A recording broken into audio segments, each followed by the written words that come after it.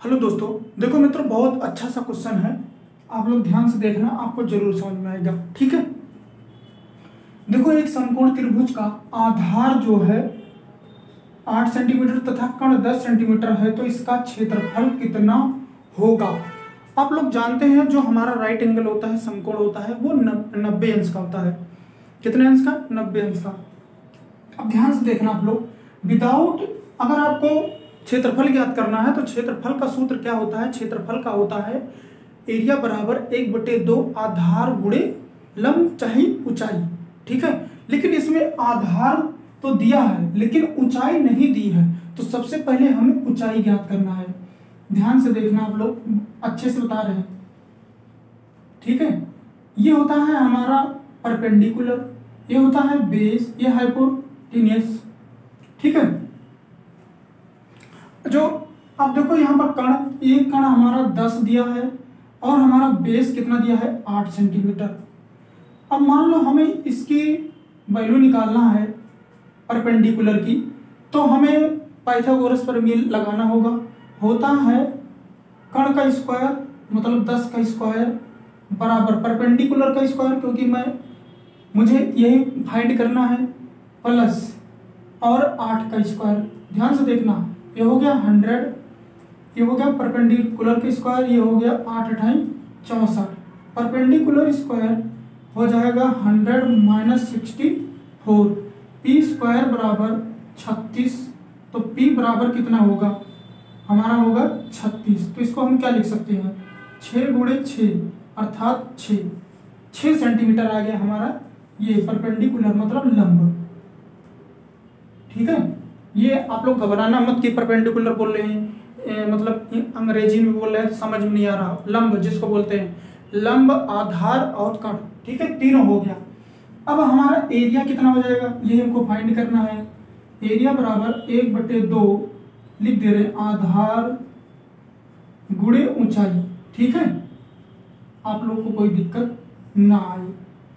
अब यहाँ पर 1/2 आधार कितना है? 8, ऊंचाई कितना है? 6, 2 से काट दो, 4 आया, और कितना हो गया? 4 × 24 सेंटीमीटर स्क्वायर। यही हमारा उत्तर है। ठीक है मित्रों, आप लोग ध्यान से देख लेना, पूरा कहीं पर भी हम एक भी स्टेप नहीं काटे हैं। कितना भी कमजोर अगर बच्चा है वो जरूर समझ जाएगा अगर जरा सी मैथ पढ़ा होगा।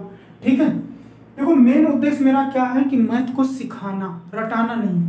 आप जब सीख जाओगे धीरे धीरे तो आपको कोई दिक्कत नहीं होगी। ठीक है, नेक्स्ट से चलते हैं। अगर नहीं आती है आपको समझ में तो आप जरूर एक बार कमेंट कर देना।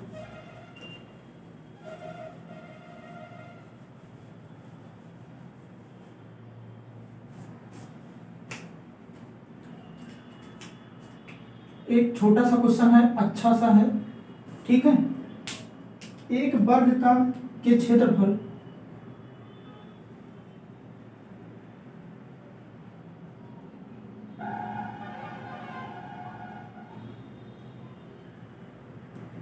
एक वर्ग के क्षेत्रफल में प्रतिशत वृद्धि बताइए।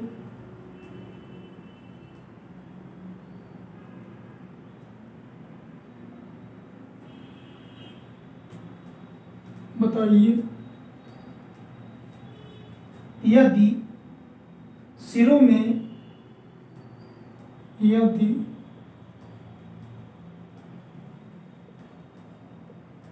में 50% की वृद्धि कर दी जाए तो परसेंट की वृद्धि हुई है। ठीक है, हमें बताना क्या है? देखो आपको एक चीज और बता दें। देखो सबसे पहले एक चीज और देख लो, यहाँ पर जो हमारा वर्ग होता है उसकी चारों भुजाएं लगभग बराबर होती, लगभग नहीं। यहाँ पर ए तो यहाँ पर ए, यहाँ पर ए, यहाँ पर ए। ठीक है, वर्ग में। अब देखो इसमें कह क्या रहा है? कह रहा है कि एक वर्ग के क्षेत्रफल में प्रतिशत वृद्धि बताइए यदि सिरों में 50% की वृद्धि हुई है तो। देखो अगर ऐसा आपको आई तो आपको सीधा सीधा ये फार्मूला लगाना है, बहुत आसान, a plus B plus A B गुणे ए बी अपॉन 100। ये आपको अगर वृद्धि की बात है तो कहीं माइनस नहीं करना है, ठीक है, ठीक। और अगर कमी की बात होगी तो यहाँ पर माइनस होता है, तो ध्यान से देखना, इसी पर रखो 50 प्लस 50 प्लस 50 गुणे 50 अपान 100, ठीक है। 50 दूना 100, 2 से काटो, यह है 25, ये 50 50 100 प्लस 25 बराबर 125%, ठीक है, वृद्धि हुई। ध्यान से देखना, ये अच्छा सा क्वेश्चन है, ठीक है मित्रों। यहीं पर अब समाप्त करते हैं। अगर आपको वीडियो अच्छी लगी तो लाइक करना और चैनल जरूर सब्सक्राइब आप लोग कर देना, ठीक है। अगर नहीं समझ में आता है तो आप लोग जरूर कमेंट करना कि एक बार फिर से बताइए, तो हम जरूर आपको बताएंगे, कोई दिक्कत वाली बात नहीं है, ठीक है। आपको जरूर मैं सिखा देंगे, ठीक है। फिर मिलते हैं नेक्स्ट क्लास में, तब तक के लिए नमस्कार, धन्यवाद।